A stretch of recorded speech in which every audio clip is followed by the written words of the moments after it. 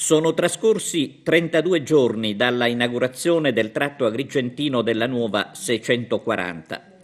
Un evento in pompa magna, con tanto di ministri al seguito e autorità presenti dalle parti di Contrada Petrusa.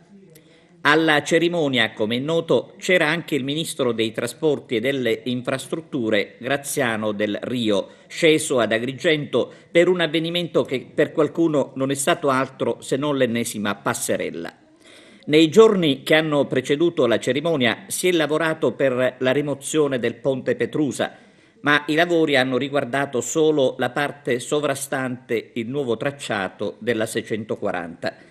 Come dire che è andato via il ministro e conclusa la festa, sul ponte Petrusa è calato il silenzio assoluto. Anche l'ANAS tarda a pronunciarsi e a nulla sono servite le interrogazioni parlamentari sulla triste vicenda. Triste perché il perdurare della situazione crea problemi anche dal punto di vista della sicurezza per le traduzioni dei detenuti dal penitenziario di Petrusa al tribunale di Via Mazzini e viceversa. Un giro lungo e rischioso a cui sono costretti i cellulari ormai da troppo tempo.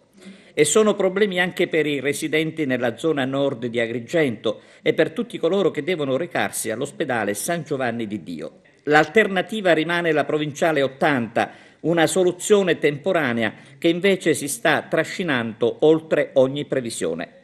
A questo punto la gente chiede di conoscere quando verrà ripristinato il collegamento con la statale 122 attraverso il nuovo viadotto Petrusa.